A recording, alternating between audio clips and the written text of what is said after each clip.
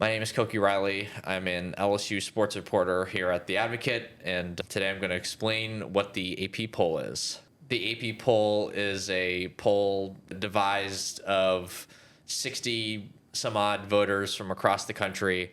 There's two voters in Louisiana. There's me and Garland Gillen, who is a TV reporter in New Orleans. They're chosen, selected, however you want to say it, recommended from a lot of the local AP writers who sort of come up to you, like, hey, do you want to do this? A lot of it's because I work here at The Advocate. I just happened to be the one who was chosen, in part because Wilson, our colleague, usually declines to do it. So this is my now second year voting in the poll. There's me and there's some 60 odd others from across the country. Most of them are local beat writers for certain teams in certain states. Some of them are, I think there's about 4 who are national beat reporters as well who vote on the poll. And in all of our votes, we fill out our own version of a top 25. Then the consensus of that between the 60 odd people who vote, that turns into the AP poll you see every single week. If you're watching the games, sometimes you'll notice that there's a number next to the team, and that number indicates where they are in the AP poll until the college football, playoff rankings come out, but that's not until November-ish. But for the first 2/3 of the season, that number is the AP poll. So that's what I vote on, and that's what many writers and reporters from across the country vote on as well. The collection of the information is from the Associated Press. That's why it's the AP's top 25 poll. What determines who is where, that comes down to the consensus of all 60 some of our votes, right? It's tabulated, and the high scores are evened out by the lower score, or the higher numbers are evened out by the lower numbers. So a good example this week is that no other voter had Notre Dame higher than I did. I had them at 10, and a lot of people didn't have them in their poll at all. And when you even out the numbers, they ended up being at 24 this week in the overall AP poll.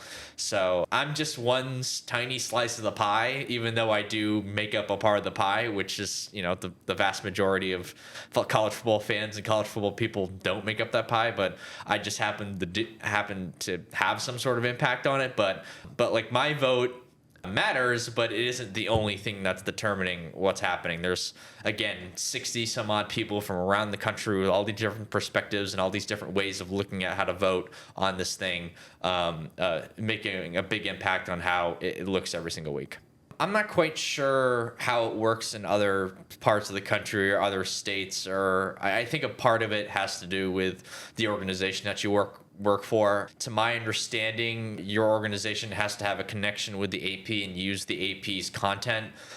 So, for example, like, we use some of the AP's photos for some of our stories and in certain situations. And because we're an AP member, that's why we can vote on the poll, right? So, like, the Gannett papers, which there's a lot of Gannett-owned papers, like the Indianapolis Star, Lafayette Daily Advertiser here in Louisiana, like, they're not AP members anymore. So the people who work at those papers can't vote on the AP poll.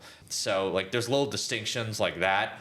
But overall, I think a lot of it comes down to kind of the reputation, prestige of the place that you work at, especially if it's like a newspaper, right? Because I work here at The Advocate, we probably get first call who votes for said poll, right? So Reed Darcy, who was just on this podcast with us today, he votes on the women's basketball AP poll. TJ Brown, who's our men's basketball reporter and Southern football reporter, he votes on the AP men's basketball poll.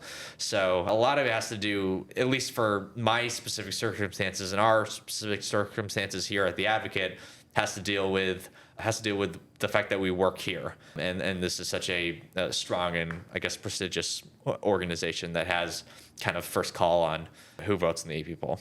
The point system for the AP poll works in the sense that if you put a team in at number 1, that team gets 25 points. You put a team at 25, that gets 1 point. That team gets 1 point.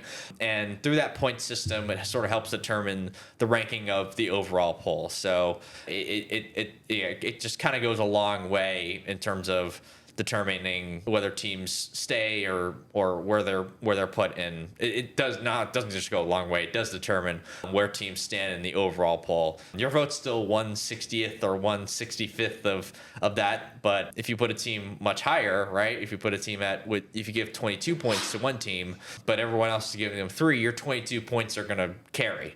So I think that's what you kind of have to keep in mind when people are sort of devising the poll.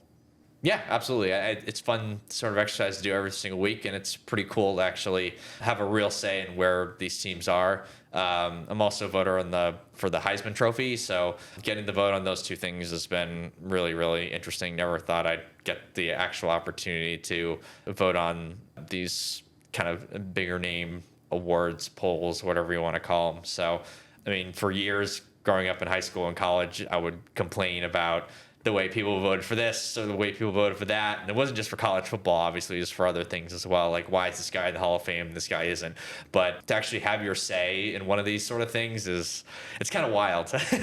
It's just like, what? Because for years, you're not used to people actually like noticing and caring about what you think about certain topics and things outside of just like your nerdy friend group. But now it's public and everyone cares and people actually see it. So it's kind of wild. My name is Koki Riley. You can find my stories at theadvocate.com and NOLA.com. You can watch and listen to our podcast wherever you consume your podcasts. On YouTube, it's the LSU Sports Insider podcast. You can also find me at Koki Riley on Twitter.